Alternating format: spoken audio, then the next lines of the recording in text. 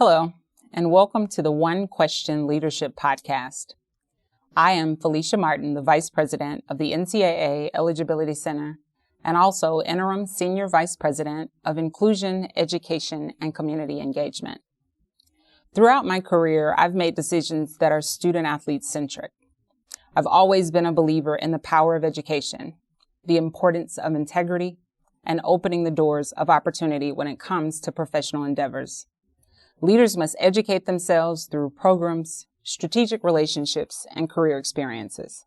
As a woman of color, I've found that the right exposure and strategic networking can be instrumental in progressing to executive-level leadership positions.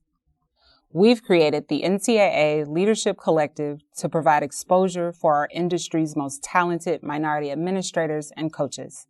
The NCAA Leadership Collective is a database that houses career profiles of ethnic minorities who are ready to step into major leadership roles. Qualified athletic administrators and coaches can create their professional profile in the collective and keep it up to date as they progress throughout their careers. Presidents, chancellors, conference commissioners, and athletic directors have access to each profile in the collective, so they can build a comprehensive list of candidates for opportunities within their respective organizations. I encourage people to visit ncaa.org/leadership-development to get more details on the NCAA Leadership Collective. This is an incredible resource for our industry. Be well.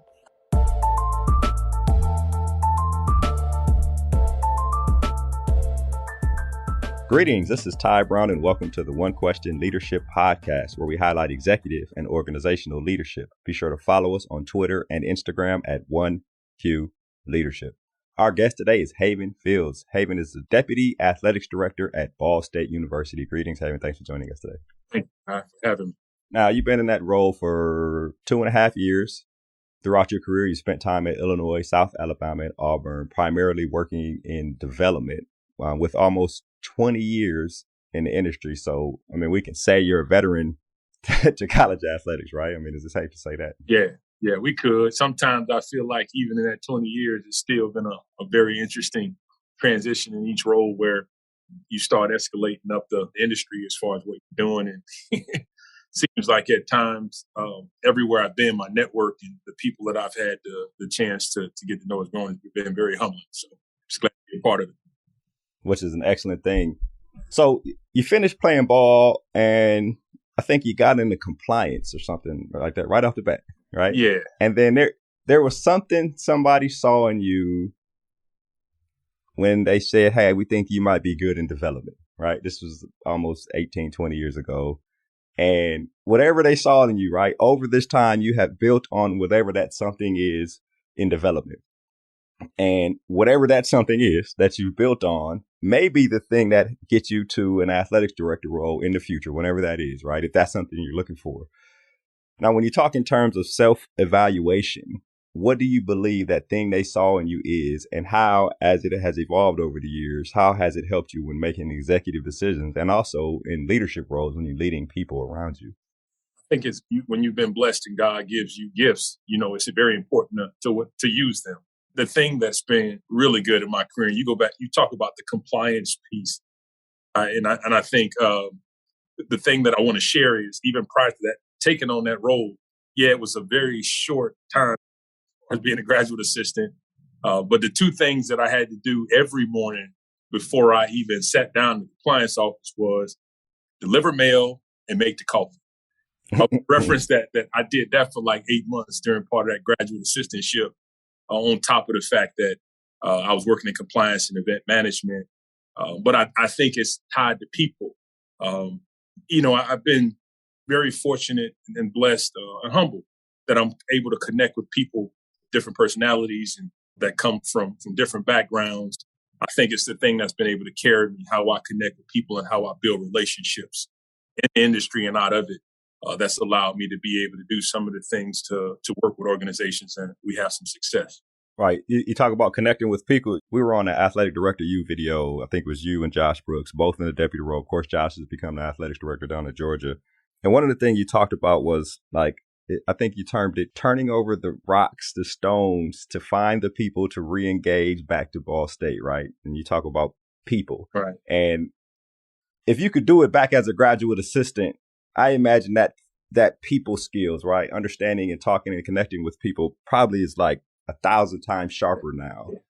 And when you talk about sharpening a strength, how do you sharpen the strength of understanding and connecting with people, right? You've been doing it for 18 to 20 years. Like, how do you make that better in terms of your role?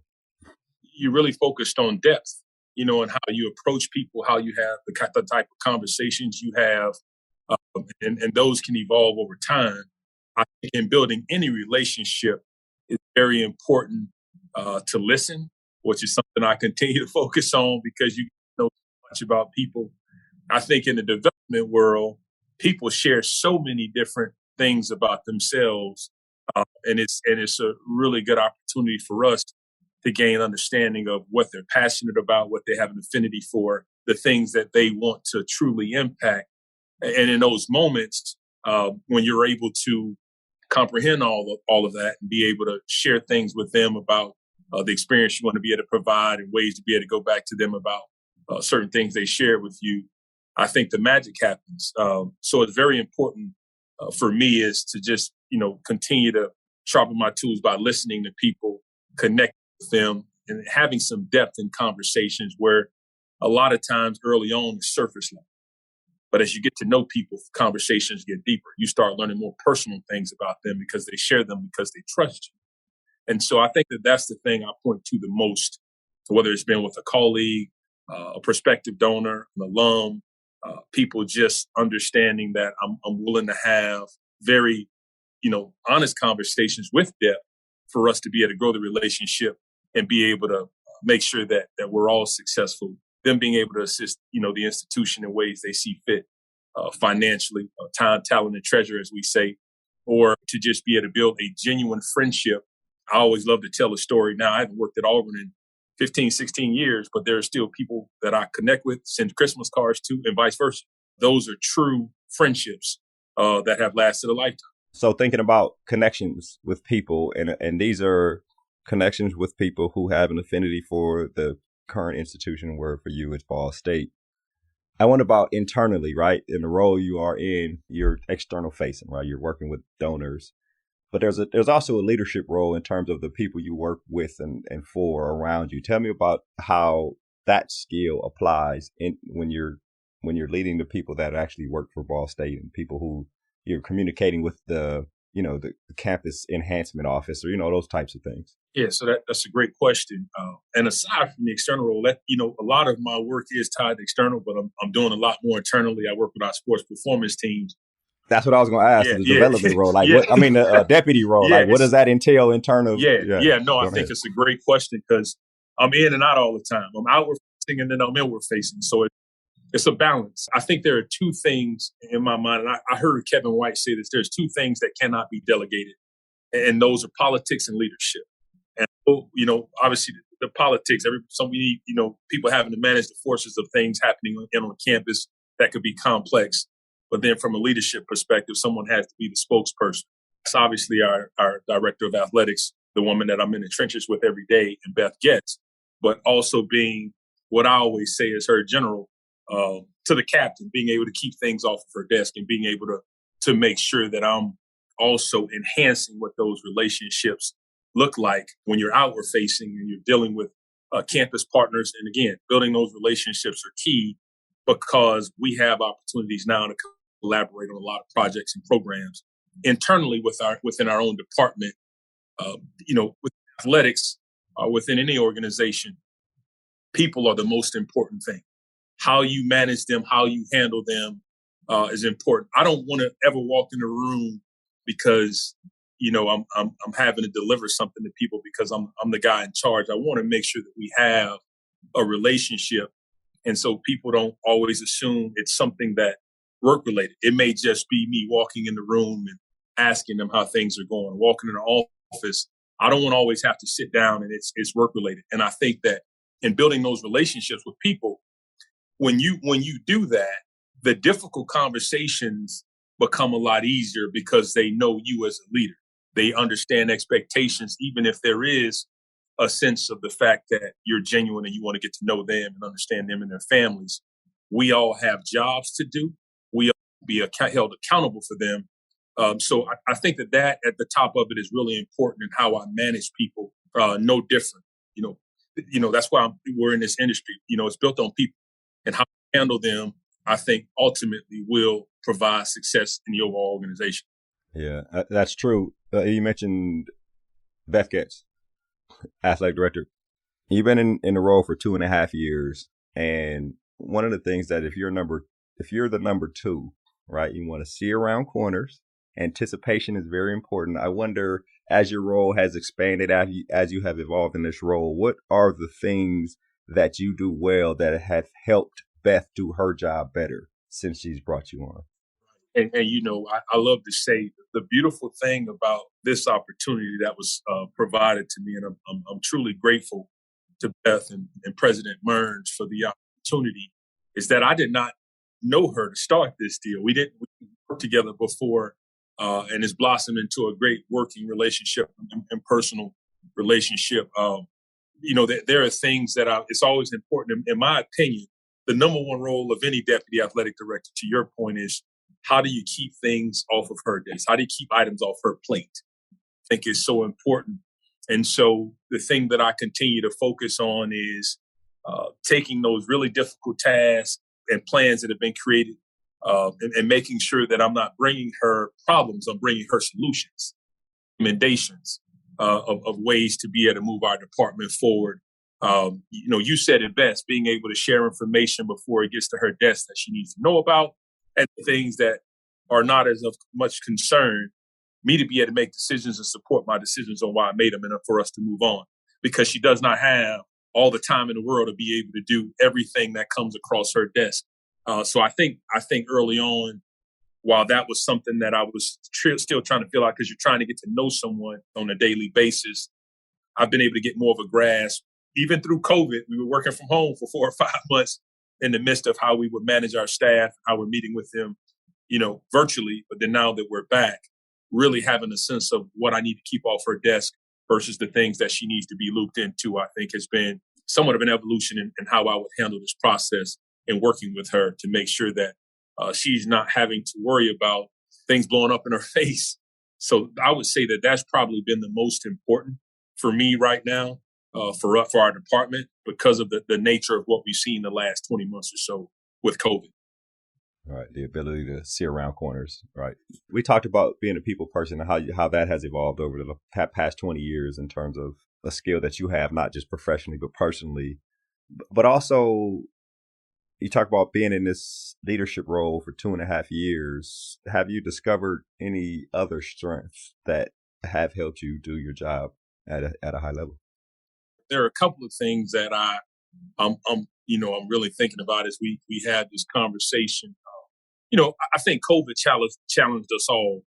It's extremely important that I take time to get to know staff professionally and personally. Like I said, create an environment. I mentioned that because I think that was important during a time where people really needed to know that their supervisors are here to listen.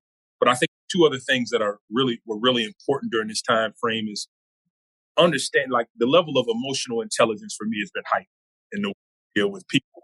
The self-awareness, the self-management, social awareness, relationship management, all those things I think overall have been important for me and how I deal with our people as far as managing them in the day-to-day of college athletics. And then I think really perfecting the art of a difficult conversation, because there's more of them that have had to be had over the last 18, 20 months on my side of it, in particular internally, to be able to have some difficult conversations with people that in some cases are not performing up to their part, or not performing to the level of expectation. So those are a couple of things I would point to right away, just because so many of them have come up over the last 2 years or so. Yeah, it's interesting, right? Emotional intelligence and difficult conversations, right? So you're right. Whether they're being brought to you or you're bringing them to someone else. Exactly. Exactly. You have to gauge, how is my temperament Exactly. in this conversation right now? Because this person is reacting in a way that this is probably not the best news they're hearing or something like that. I Correct. mean, that's On a more, I think early on in a more regular basis, and then realizing that once you have a conversation with people, I don't want to consider myself a therapist or a counselor because but when you sit down and when you have a conversation about whatever situation or whatever's going on at that time, I think it's really important to be able to lay it all out on the table. And sometimes we realize these are not as difficult as they seem. I just don't, it takes a couple of people to be able to have a conversation and realize, like, as we talk through it, we discuss all the things that are positive, the things that are negative, that we come to a solution together. And I think that's also an important piece, allowing people to realize that they can make some decisions as well. And you're just helping guide the conversation along about what you would do or what you wouldn't do. They catch thoughts in that moment as if, oh, I didn't think about that. And then all of a sudden, it manifests itself in a way for them to be able to understand what's next and where they need to be going in that moment. That's the skill in itself, right? The skill of taking a difficult conversation and then turning it to an empowering conversation. Exactly. Because you know that these are the decisions you can make. We just got to make sure we know how to get to the decision. And I think people appreciate those because right. in that, as you guys are having those difficult conversations and you come to a solution. Now, it wasn't me making the decision. It was us coming to a solution together about not what's best for them, not what's best for me, but what's best for this department, what's best for Ball State University and our athletics department. Which is important. I'll ask you a couple questions here and then we'll wrap. Thinking about being over external. Now, you did say as a deputy, you do have roles that are tied to internal. And of course, the student athlete experience is one of the top priorities for those who work in college athletics. But the nature of external role sometimes can prevent the student athlete engagement that most people would prefer when you work in college athletics. I wonder about that dilemma for you during your time there at Ball State. So the great thing is because of the way that our department is structured, I see our kids all the time. And being a sport administrator, working with football, working with field hockey, working with gymnastics, seeing our basketball teams around, going to practices are really important for me. Having interactions when you see them out because you recognize them. I don't know every name, really have focused on the sports that I work closely with, but you see things on social media. It's important for me to make comment if I see a birthday. I want to know that I know it. I've taken time where I've wrote handwritten notes and I've asked coaches to put it in their locker just to let them know I saw something and I'm excited for them. I think those things go a long way because now all of a sudden they're coming to your office to say hello. And then I've also really taken the time. It's easy that you think a sport administrator is always going to travel with a football or basketball. I've gotten on buses with field hockey and gymnastics to go to competition and spend time with those young women because I think it is really important for them to know that administration is supportive of their experience, not just competitively, not just academically, but personal career development. All that, the holistic approach of how we're trying to develop these young people for the future. So all those things are ways that I've been able to really spend time and engage them, and I think it's helpful. Going to student athlete advisory committee meetings, spending time with the leaders of the group. And so those are things that have really helped me be able to develop relationships with our student athletes. Yeah, which is excellent. This is a hypothetical question. You'll have to walk with me on this one. Let's say 25 years from now, right? You're retiring from either being a director of athletics, a commissioner, CEO, some type of leadership role, leading a major department, right? A lot of money going through, a lot of people working for you. Influence and responsibility are number one. What would you say your leadership philosophy would have been over that time, right? I mean, obviously you're developing it, you're learning from other people around you, you have a philosophy now, but if you were to look forward and try to, hypothetically guess how you led and what would your leadership philosophy be if you were retiring 25 some years from now? That is a fan question, a loaded one, but I think it's a great question for us to be able to talk through. The thing that I would say, Tai, is that I impacted their experience by not always, and we spoke a little bit about this earlier, by being of service, not always feeling like I had to be the guy in the room making the decision, but allowing people to be involved in the decision making and the process, and also held them accountable for the jobs that they had been given. And again, I think the most important piece to that is while we all love this experience and most of us are passionate about college athletics, our job is to impact the overall, that being the institution, the athletic department, the student athletes, and even in some cases, how we interact with the students on campus. And I want people to realize that in my time as an athletics administrator, the goal was always to leave a place better than you found it. And the way to do that is, again, by doing the job at a very high level, by involving others to help to allow them to also make leadership decisions that are going to impact the program at a very high level, but for us to be able to have sustained success. But the most important piece of that is just that I'm of service to all those that I've come in contact with. And I hope that they also take that same philosophy and understand that I can lead in every realm, but I've got to be of service in some components while I do that. Right. Yeah, that's excellent. And I'm sure that the people around you that you work with and for now see you doing those things right now at Ball State. Haven, this has been an excellent conversation. I really appreciate you joining us here on the One Question Leadership Podcast. Thank you so much for having me, Tom. Really appreciate the time. That was Haven Fields. Haven is the Deputy Athletics Director at Ball State University. And of course, this is Ty Brown with One Question. And keep in mind, the role of a leader is to create and maintain an environment that people want to be a part of. And as always, be better tomorrow than you are today.